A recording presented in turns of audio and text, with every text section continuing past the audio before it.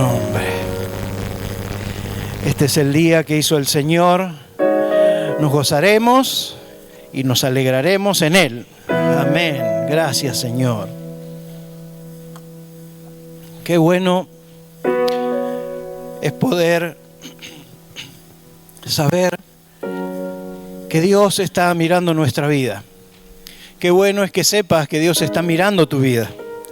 Donde quiera que estás, donde quiera que estés, el Señor está con vos, está guiándote y guardándote, atento a lo que estás haciendo, pero sobre todas las cosas, guardándote. Gracias, Señor. Pensaba estos días y oraba al Señor para que Dios traiga una palabra, sobre todo en un tiempo como el que estamos viviendo, ¿no? Porque estamos viviendo un tiempo más que especial. Algunos se dan cuenta, otros todavía no lo entienden, no importa. De verdad no importa. Porque Dios tiene un propósito y se va a cumplir porque Él es Dios. Y en estos días el derramamiento del Espíritu Santo sin lugar a dudas se va a dar y vamos a poder disfrutar de eso. Y como decía por ahí, te lo vas a perder. No te lo pierdas, no te quedes, no pierdas tiempo. Porque por ahí anda el enemigo como león rugiente y cuando leemos esto nos imaginamos, por lo menos yo y creo que algunos seguramente también, un melenudo por ahí que anda como loco. No estoy hablando del presidente. Un león feroz, un macho alfa. Y el diablo no siempre anda de esa manera. Muchas veces anda escondido, ni nos damos cuenta, A veces es como un muñequito así chiquito, como lo hacían las caricaturas antes, y se posa en tu hombro y te empieza a hablar, y te empieza a susurrar al oído al punto tal que no te das cuenta de lo que está pasando, porque vos estás buscando dónde está el león, para que no vaya a ser que te coma el león. Y por otro lado viene y te está hablando al oído, y está trabajando en tu corazón, en tu mente. ¿Vieron lo que dice el Salmo 23? Dice, unges mi cabeza con aceite. ¿Saben lo que quiere decir eso?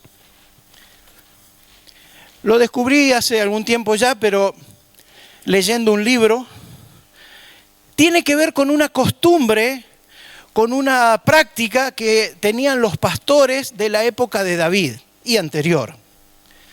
Las ovejas son animales algo torpes, no son muy hábiles. Entonces el pastor tenía que estar pendiente de ellas continuamente. Y las moscas del desierto, las moscas donde se alimentaban, venían y se asentaban en la cabeza de las ovejas, sobre todo en la zona del hocico, de la nariz o de las orejas, que eran las zonas húmedas.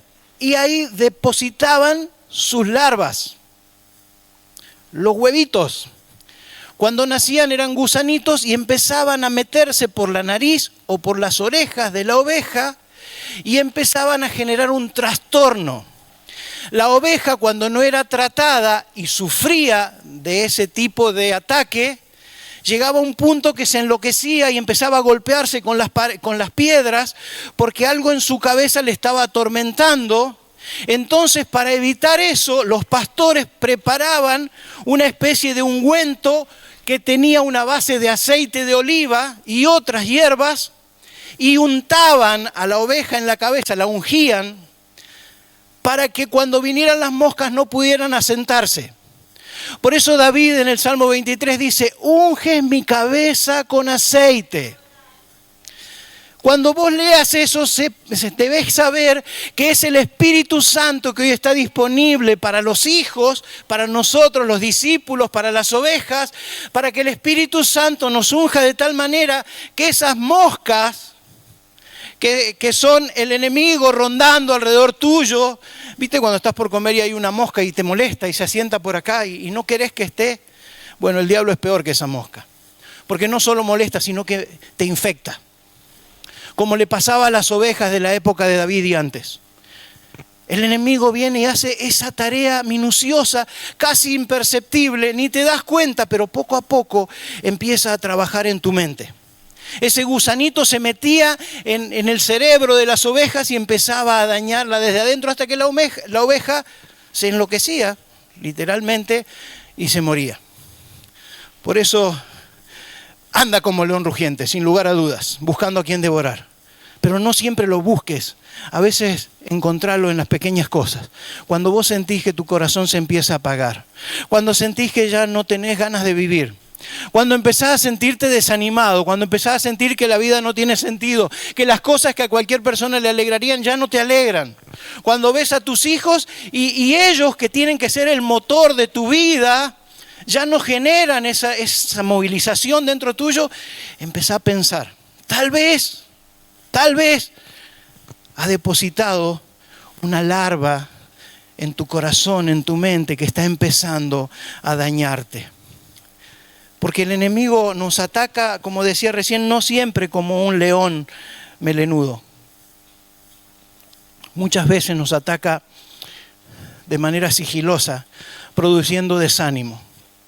Y el desánimo es un pensamiento que destruye la esperanza. El desánimo es un pensamiento que al dejarnos sin esperanza hace que nos rindamos, y eso es exactamente lo que el diablo quiere que suceda con la vida de las personas y en particular de los cristianos. A la gente que no conoce a Dios ya los tiene capturados. Entonces es necesario que llegue a ellos la palabra de vida, la palabra, el mensaje de Jesús para poder rescatarlos. Pero a veces aquellos que ya hemos aceptado a Cristo como nuestro Señor y Salvador, también nos infecta un poquito, ¿no? Interfiere en la comunicación con Dios y a veces terminamos enfriándonos y abandonando la fe. La Biblia aconseja en un montón de lugares, a lo largo de casi toda la Biblia encontramos un constante y continuo: no temas, no desmayes, levántate, esfuérzate, yo estoy contigo, yo te ayudo. Porque necesitamos desperezarnos y movilizarnos, porque si nos quedamos quietos nos agarra el desánimo. Yo no sé si a ustedes les pasó, pero cuando una mañana no tiene ganas de levantarse, al otro día va a tener menos ganas de levantarse, y es como que se genera algo crónico. A veces decimos que las personas cuando crecen y cuando se jubilan, en algunos casos, parece que se mueren al poquito tiempo porque ya no tienen de qué vivir, no tienen motivos para vivir. Yo le doy gracias a Dios porque mi mamá tiene 77 años y todavía tiene mucha cuerda en el carretel.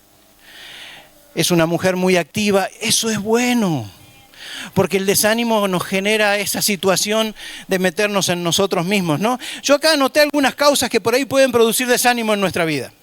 Por ahí puede ser que te pase o no, pero yo anoté algunas que quiero leerlas. Ver prosperar a las personas malas. A veces nos desanima eso, ¿no? Ver que Dios se demora para darnos algo que ha prometido. Recién Betina nos leía acerca de la ansiedad. La ansiedad nos carcome. La ansiedad puede llevarnos a un desánimo. Tener pérdida de visión. Ya no tener un objetivo claro. El pecado nos puede llevar al desánimo. Los temores o la preocupación de las cosas que nos toca vivir. El sufrimiento. Si bien el sufrimiento debemos encararlo sabiendo que Dios está con nosotros, por ahí, si no estamos firmes en Dios, puede llevarnos al desánimo. Lo que pasa a nuestro alrededor. Cuando no estamos conformes con lo que tenemos, con lo que somos o con lo que hacemos, la crítica nos puede llevar al desánimo. Cuando empezamos a criticar a unos y otros y empezamos a quejarnos, eso nos lleva al desánimo, porque de alguna manera le estamos abriendo una puerta al enemigo para que venga y deposite su larva en nosotros, ¿no? Los problemas personales, por ahí los problemas financieros, familiares o emocionales, que tenemos que solucionarlos de la mano de Dios. Yo quiero en esta mañana hablar justamente de esto, de primero lo que produce el desánimo, pero también cómo salir de ese desánimo que nos lleva al letargo, que nos lleva al adormecimiento. El aburrimiento, la sobrecarga, la falta de actividad o el exceso de actividad nos pueden llevar al desánimo. El compararme con los demás, pensaba también, esto a veces pasa, ¿no? Nos comparamos con otros y vemos que los otros son mejores que nosotros y nos desanimamos. Miren, en la Biblia está la historia de varios hombres que pasaron por situaciones de desánimo. A mí me interesa ver esto porque nos hace dar cuenta de que no somos los únicos. A veces, cuando empezamos a desanimarnos, lo primero que se nos viene a la cabeza es eso: esto me pasa solo a mí. Esto me está sucediendo a mí. A mí Dios no me quiere. Yo creo que alguna vez ya les dije, cuando mi mamá, que ahora está ahí, me retaba y yo era niño, nunca lo hacía con razón, pero no importa. Yo decía, sentía en mi corazón de adolescente o de niño, a mí nadie me quiere. Mejor si me voy y no estoy más. Mejor si desaparezco. No voy a generar tanta discordia o tanto dolor. Eso piensa uno a veces, porque ahí es donde el enemigo está actuando. De paso aprovecho para decirles, los que son padres de hijos adolescentes, tengan cuidado. Cuídenlos, guárdenlos. Nos están pidiendo una charla para padres de hijos adolescentes que tenemos que dar próximamente. Eso iba entre paréntesis, pero decía, ese desánimo que nos desmoraliza, que nos lleva a una situación de descontrol y de desorden interno, la vivieron muchos hombres. Miren, les puedo poner el ejemplo de Moisés, por ejemplo. Moisés, el gran libertador, el gran hombre levantado por Dios. Moisés, el que con la ayuda de Dios y con una vara en su mano abrió el mar rojo. Moisés, o sea, podemos decir grandes cosas de Moisés. Moisés llegó un momento que le dijo a Dios: Señor, matame, termina conmigo, levanta otro, porque evidentemente yo no soy para esta tarea. Moisés se desilusionó, se desanimó de tal manera que llegó a decirle a Dios: no puedo soportar solo este pueblo, son demasiados y ya me tienen cansado, no puedo más. Se desanimó Moisés. Ya está. El pueblo le pedía comer carne y Dios le dijo: les voy a dar carne. Y Moisés dijo: pero Señor, ¿cómo le vas a dar carne? Es imposible. Sácame del medio y manda otro. El desánimo nos genera situaciones así. Ya no sirvo para lo que estoy haciendo, no es para mí esto. Otro que se desanimó tremendamente en una ocasión fue David. Yo hice una prédica sobre el texto que estoy haciendo referencia. En un momento David todavía no era rey, ya había sido ungido rey por Saúl y andaba escapando del rey actual, que era Saúl.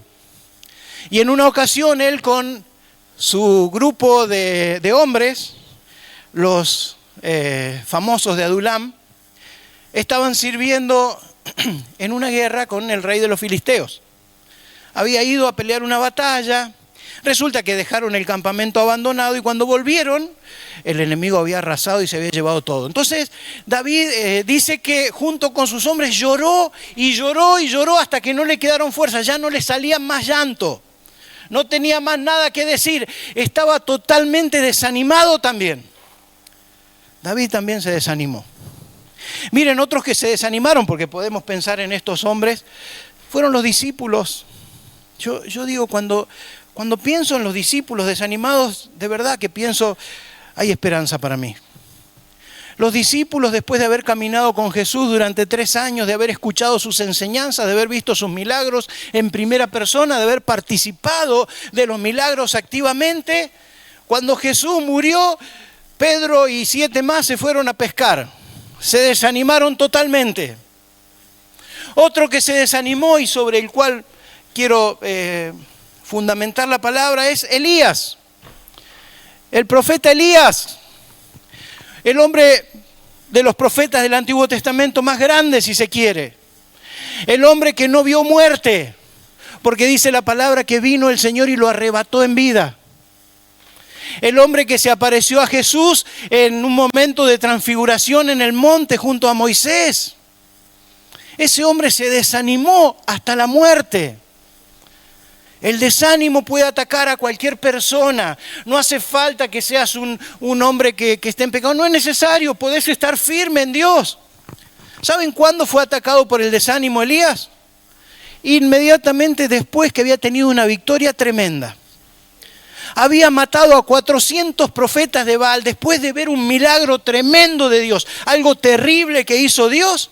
Se desanimó al punto de querer morirse.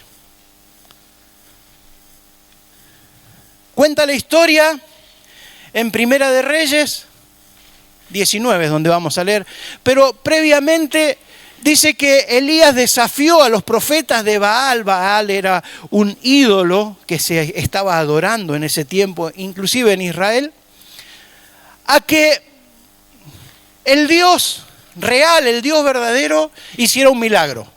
Dice que hicieron así. Por un lado, los profetas de Baal prepararon un sacrificio, ¿sí? Mataron un animal, lo pusieron sobre el altar, listo para quemarlo, pero no podían prender fuego. El desafío era que descendiera fuego o que el Dios verdadero hiciera descender fuego. Y dice que los profetas de Baal empezaron a hacer toda una serie de rituales alrededor del holocausto que habían preparado, y saltaban y gritaban y caminaban y se sajaban, se cortaban y gritaban. Y dice que Elías le decía: griten más fuerte porque tal vez no los escucha. Y gritaban más fuerte: griten más fuerte porque capaz está durmiendo. Y más cosas raras hacían, y pasaba el tiempo y eso quedaba ahí. Entonces dijo Elías: bueno, ya está, me toca a mí. Preparó su holocausto, preparó la leña, puso sobre el altar el animal y dijo: no es suficiente, vamos a echarle agua. Entonces echaron agua, más agua, más agua, más agua, hasta el punto que el agua chorreaba de ese altar y caía. Y dice que Elías dijo: Señor, que todos vean que vos sos el Dios verdadero. Descendió fuego del cielo, consumió el altar, consumió la leña, consumió la piedra, consumió el agua hasta los pies de que estaban ahí. Eso fue tremendo. Eso vivió Elías. Yo a veces digo: Señor, yo quiero ver milagros y voy a estar más firme en vos. A veces podemos decir así: no es eso lo que nos sostiene, no es eso lo que nos afirma. No debe ser eso lo que nos afirma. Lo que nos sostiene, lo que nos afirma es el Espíritu Santo, es tener a Jesús en nuestro corazón. Miren, inmediatamente de eso que sucedió, fíjense lo que pasa. Primera de Reyes, capítulo 19. Dice, en ese momento había un rey que se llamaba Acab, bastante despreciable o bastante complicado. Tenía una esposa, una reina que se llamaba Jezabel, peor que su marido. Inmediatamente después que sucede esto, dice así, Primera de Reyes 19. Dice: Acab dio a Jezabel la nueva de todo lo que Elías había hecho. O sea, como buen esposo fue y le contó a su esposa. A veces los esposos no le contamos a nuestra esposa. No sé si a alguno le pasa, a mí me sucede. Nos tenemos una reunión por ahí y después llegamos a casa y nuestra esposa pregunta: ¿y qué hablaron? Y la verdad que no nos acordamos mucho. Bueno, parece que Acab era bastante mejor que yo en esto. Acab llegó y le dijo a su esposa inmediatamente todo lo que había pasado. No te imaginas lo que pasó, dice. Elías mató a los 400 profetas de Baal. ¿Por qué? Y porque pasó esto y pasó esto. Dice: Acab dio a Jezabel la nueva de todo lo que Elías había hecho y de cómo habían matado a espada a todos los profetas. Entonces envió Jezabel a Elías un mensajero diciendo: así me hagan los dioses y aún me añadan, si mañana a estas horas yo no he puesto tu persona como la de uno de ellos. Lo amenazó. Viendo pues el peligro, se levantó y se fue para salvar su vida y vino a Beerseba, que está en Judá, y dejó allí a su criado. 4, dice: y él se fue por el desierto un día de camino y vino y se sentó debajo de un enebro, debajo de una planta, y deseando morirse dijo: basta ya, oh Jehová, quítame la vida, pues no soy yo mejor que mis padres. Y echándose debajo del enebro se quedó dormido, y he aquí luego un ángel le tocó y le dijo: levántate y come. Entonces él miró y he aquí a su cabecera una torta cocida sobre las ascuas y una vasija de agua, y comió y bebió y volvió a dormirse. Y volviendo el ángel de Jehová la segunda vez lo tocó diciendo: levántate y come, porque largo camino te resta. Se levantó pues y comió y bebió, y fortalecido con aquella comida, caminó 40 días y 40 noches hasta Horeb, el monte de Dios. Y allí se metió en una cueva donde pasó la noche, y vino a él palabra de Jehová, el cual le dijo: ¿qué haces aquí, Elías? Él respondió: he sentido un vivo celo por Jehová, Dios de los ejércitos, porque los hijos de Israel han dejado tu pacto, han derribado tus altares y han matado a espada a tus profetas, y solo yo he quedado y me buscan para quitarme la vida. Estaba totalmente desanimado. Elías estaba totalmente desanimado. Yo pensaba, ¿qué cosas produce el desánimo? En aquellos que ya creemos en el Señor. Miren, el desánimo primero nos aísla. Nos aparta de todo. Dice que Elías no solo que se fue asustado, sino que llegó a una ciudad y dejó a su siervo. No quiero estar con nadie, quiero estar solo. El desánimo nos aísla. Perdemos el deseo de vivir. Nos sentimos miserables y culpables. No sirvo para nada. No vale la pena mi vida acá. Mejor si no estoy. Como decía que me pasaba cuando tenía algunos años menos. Nada nos importa, todo pierde razón de ser. Ni siquiera las cosas más agradables y más lindas. Nos hace evadir las responsabilidades. Elías dijo sobre el último versículo, metiéndose en una cueva, pasó la noche y Dios tuvo que ir a sacudirlo y decirle: ¿qué estás haciendo acá? ¿Cuántas veces Dios nos dice ¿qué estás haciendo acá? Es necesario que salgas, que te levantes. No tenés que permanecer desanimado.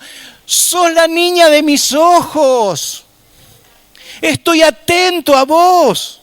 Cambia de perspectiva, cambia tu realidad. ¿Cómo? Creyendo en mí. Es necesario que creamos en Él.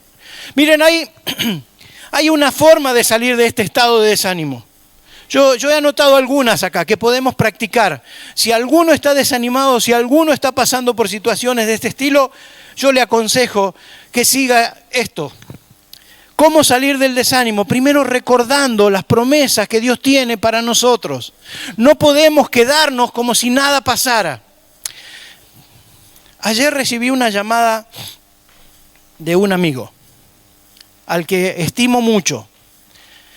Con el que estuvimos en la iglesia durante muchos tiempos, en Alvear, en General Alvear. Una persona que como familia habían recibido un llamado de Dios para ir a misionar. Esta palabra ellos la recibieron hace alrededor de 15 o 18 años. Al principio tomaron coraje. Estaban felices, estaban gozosos, oraban, se preparaban, pero empezó a pasar el tiempo y empezaron a desinflarse, empezaron a desanimarse, empezaron a desalentarse. Poco a poco empezaron a perder el interés, no solo ya en la palabra recibida, en el llamado de Dios, sino que empezaron a perder interés en Dios mismo. Yo no quiero decir que perdieron su salvación, pero es como que corrían un riesgo muy grande en la manera que estaban viviendo. Sus hijos empezaron a casarse, algunos en el Señor, otros en el mundo, pero la realidad es que esta familia empezó a padecer un tiempo de desánimo muy grande. Y ayer, mientras estaba leyendo un poco, ayer a la tarde, una llamada de teléfono, esta persona que hacía alrededor de 5 o 6 años que yo no veía, y me pregunta: hola, ¿cómo está? Bueno, después de charlar un poco me dice: bueno, vos sabés nuestra situación, recibimos una palabra del Señor hace algunos años, pero bueno, las cosas de la vida nos fueron de alguna manera alejando de la visión, pero estamos de nuevo en la iglesia, dice, estamos caminando. Y hace unos meses vinieron unos pastores, unos misioneros a la iglesia donde estamos asistiendo y llevaron una palabra y encendió de nuevo la llama en nosotros. Entonces dice: te pido que si vos me podés dar el teléfono de, algunos de ustedes deben conocer al joven Rubén Lagos, al joven Omar Agüero, yo sé que algunos lo conocen, otros no saben de qué estoy hablando, pero es para los que conocen, al joven Rubén Cezán, porque ellos son los que conocen de misiones bastante. Entonces se lo di y empezamos a hablar y yo le decía: no te imaginas cuánto me alegro de que Dios haya encendido de nuevo la llama. ¿Por qué digo esto? Porque ellos estuvieron desanimados durante muchos años. Después de haber recibido al Señor, de haber caminado con el Señor, después de haber recibido un llamado específico para algo, empezaron a desanimarse. Entonces esto nos puede pasar a cualquiera de nosotros. ¿Cómo hago? Recordando las promesas de Dios. recordando que el Señor me ha llamado con un propósito y que su llamado, que su visión, sus pensamientos son más altos que mis pensamientos. Lo que Él piensa para mí es mucho mejor que lo mejor que yo podría imaginar para mí. Él tiene preparado planes para tu vida mucho más altos. Lo que pasa es que hay un proceso de preparación. Yo creo que compartí algo hace unos días. Cuando Dios nos llama, nos mete en una sala de espera donde nos prepara, donde nos capacita.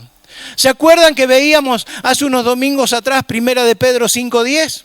Que dice: el Dios de toda gracia que los llamó a su gloria eterna, Él mismo perfeccione, fortalezca. Pero hay algo en el medio. Después que hayáis padecido un poco de tiempo. Hermanos, ese es el proceso de Dios.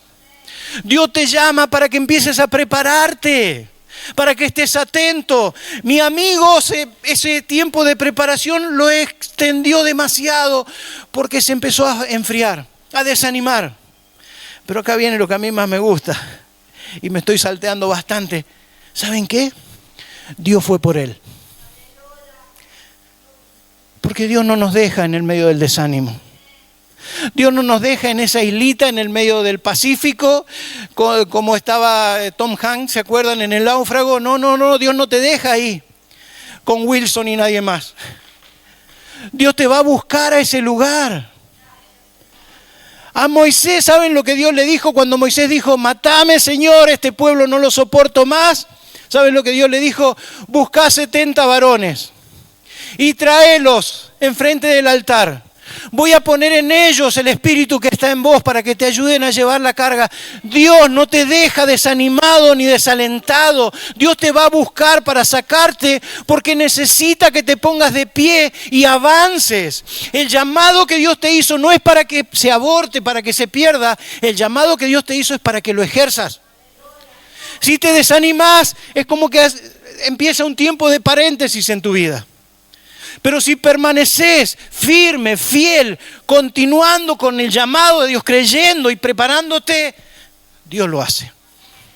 Dios lo hace. El otro ejemplo de David, les decía, David desanimado, llorando como loco. Dios le dijo: no llores más, David, prepara tus hombres y andá porque les voy a dar todo lo que han perdido. Y si seguimos la historia nos encontramos con que David recuperó todo lo que había perdido. Si seguimos con la historia, vemos a los discípulos después que dijeron: no queremos saber más nada, estamos desanimados, nos vamos a pescar. ¿Quién los fue a buscar?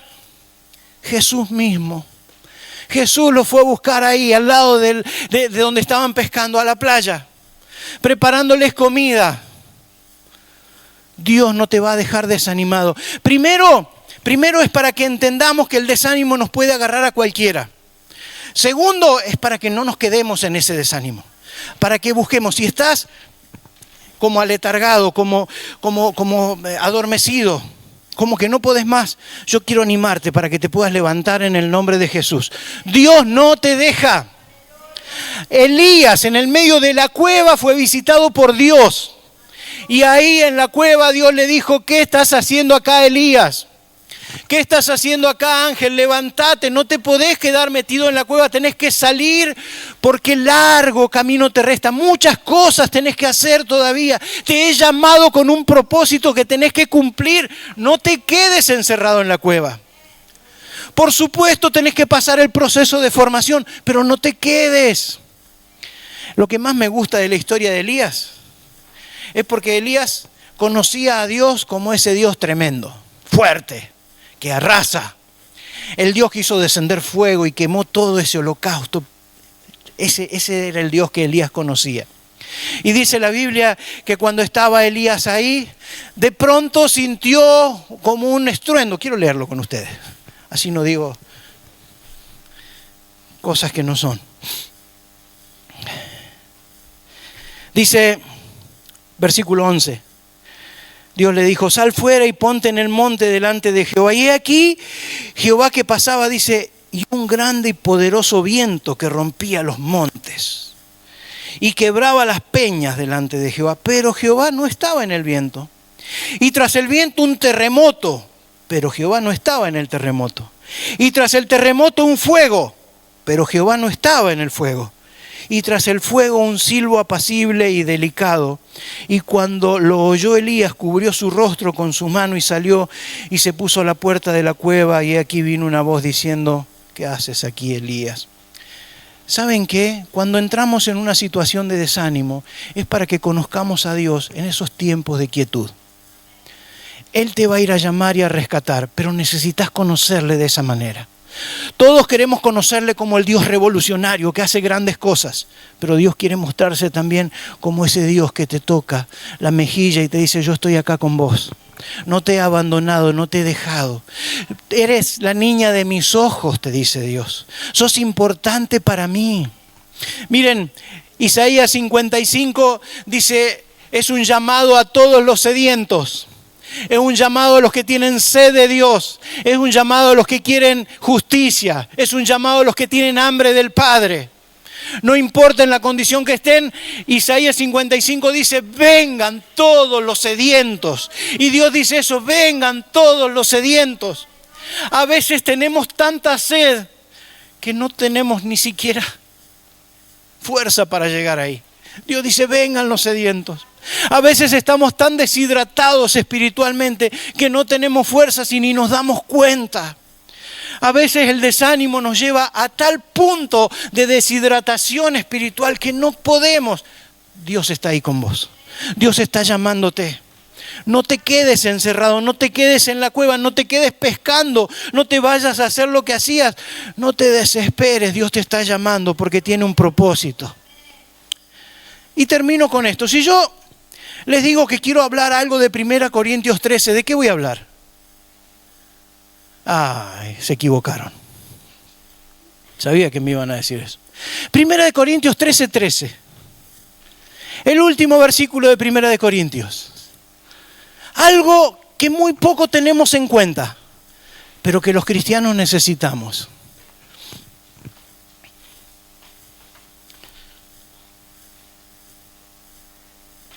Después de hablar del amor, dice el apóstol Pablo: y ahora permanecen la fe, la esperanza y el amor.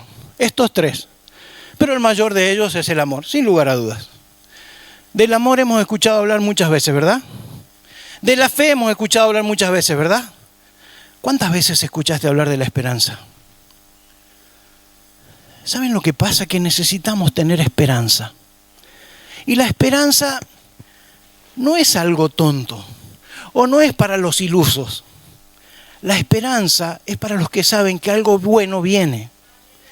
Para aquellos que saben que lo mejor está por venir. Para aquellos que leen la palabra y dicen: esto es para mí.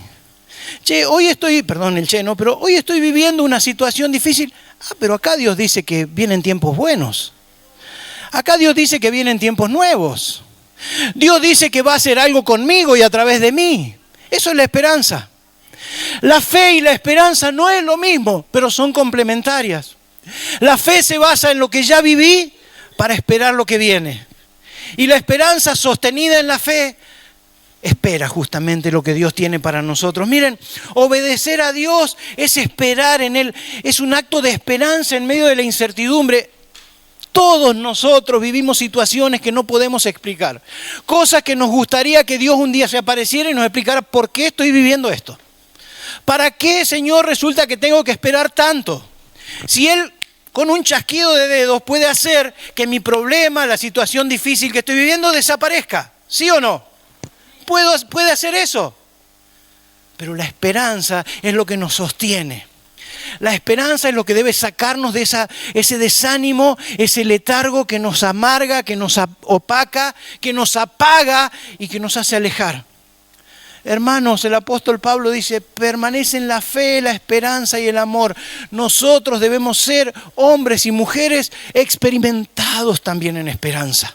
¿Qué es la esperanza? Es creer lo que dice acá. Es esperar lo que dice acá. Tengo fe para acercarme a Dios y creer que existe. Tengo fe para creer que Jesús murió por mis pecados. Debo tener esperanza para saber que Jesús va a venir a buscarme. Jesús va a venir a buscarte. Tené esperanza y deja todo tipo de desánimo. Porque el diablo viene a eso, a desanimarte. El Salmo 27 dice, aguarda en Dios, esfuérzate, aliéntate, espera en el Señor, espera en el Señor. Como decía recién, tener esperanza es lo que Dios hizo con Moisés, lo que Dios hizo con David, lo que Jesús hizo con los discípulos, lo que Dios hizo con Elías. Es ir a buscarte y decirte, levántate. Es sacudirte en tu letargo y decirte, levántate porque largo camino te resta. No te quedes desanimado porque la voluntad del Señor es que te levantes y cumplas su propósito para el cual te ha llamado. No te quedes desesperado ni desesperanzado. Amén. Vamos a orar. Vamos a orar para que el Señor nos dé fuerzas, para que el Señor nos anime, para que aquellos que están desanimados y desalentados puedan salir de ese tiempo, de ese dolor, de esa cueva en la que a veces nos sentimos, para que podamos ser sostenidos por su presencia. Señor, gracias, porque sabemos que tenés un propósito con cada uno de nosotros. Señor, gracias porque sin lugar a dudas nos has llamado para algo. Gracias, Señor, porque como hemos escuchado a lo largo de toda la reunión, vos nos has elegido, Señor. Vos nos has llamado. Nos has amado con amor eterno. Tu mirada está puesta sobre nosotros con un propósito, con un objetivo, Señor. Padre, ahora te rogamos que obres, Señor. Te pedimos en el nombre de Jesús que obres en cada uno de nosotros. ¿Hay alguien que está desanimado? ¿Quiere levantar la mano? ¿Hay alguien desanimado? ¿Nadie más? Bien. Bien. Gracias, Señor. Señor, creemos tu palabra, Dios. Nos tomamos de tu palabra. Creemos, Señor, que tus ojos están fijados en cada uno de nosotros. Que tenés un propósito especial, Señor. Gracias, Señor. Gracias, Señor. Señor, ayúdanos a creer y a tener esperanza. A dejar nuestro afán, nuestra desesperación a tus pies. Señor, queremos presentarnos desanimados. Queremos presentarnos como tal vez se presentaron los discípulos a pescar en aquel mar. Tal vez como estaba Moisés, Señor, saturado de problemas, de situaciones propias y ajenas.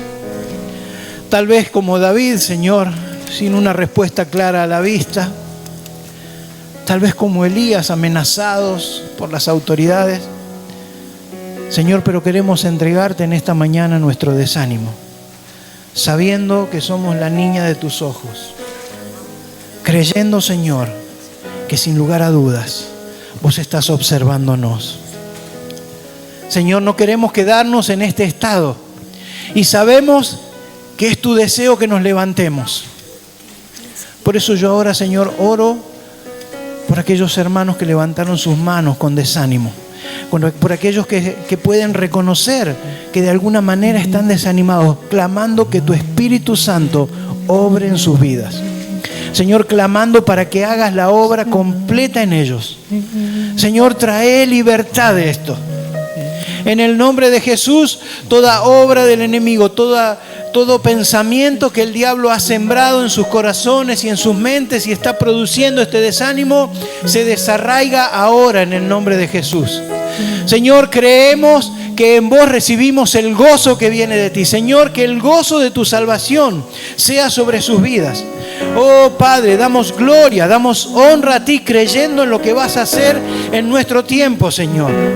Bendito eres, Señor. Nadie hay como tú. Señor, creemos en lo que dice tu palabra y queremos dejar a tus pies nuestro desánimo. Queremos dejar a tus pies, Señor, todo aquello que nos atormenta y que nos aleja de ti con la seguridad de que nos estás mirando. Señor, ayúdanos a entender que somos la niña de tus ojos. Que hoy podamos irnos a casa con la seguridad de que estamos en tus manos, de que tu mirada está fijada en nosotros, Señor, de que estás atento a nuestras situaciones. Señor, aquellos que han sufrido tiempos difíciles, yo te ruego que vos traigas esperanza a su vida. Señor, que la esperanza venga de parte de tu Espíritu Santo. En el nombre de Jesús echamos fuera toda desesperanza y desánimo y clamamos para que obres, Señor, porque somos la niña de tus ojos. Cuando nadie me vio, bendito eres, Dios. Oh, Señor, nadie me amó, me viste a mí.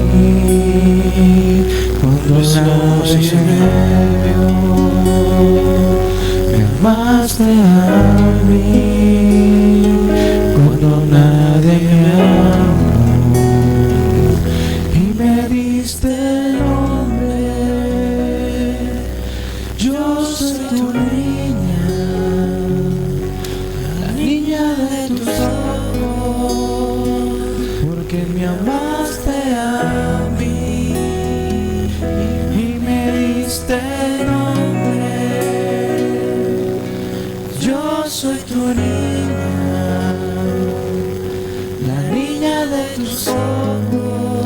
mientras cantamos, Que me amaste a mí. si te has sentido desanimado, afligido, si sentís que ya no tenés ganas de vivir, si sentís que todo lo que haces te sale mal, mientras cantamos, vení, pasá acá adelante, vamos a orar.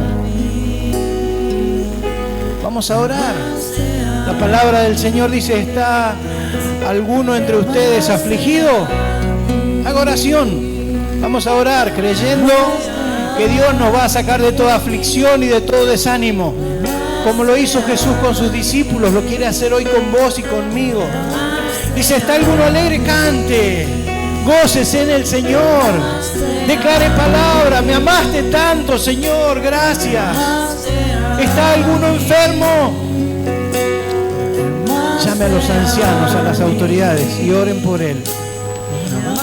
Oh, Señor, creemos tu palabra. Mientras cantamos, si estás afligido, desanimado, desalentado, apocado, Dios quiere llamarte y sacarte de la cueva. Dios quiere sacarte del aislamiento. Gracias, Señor, porque sin lugar a dudas nos está llamando a todos nosotros.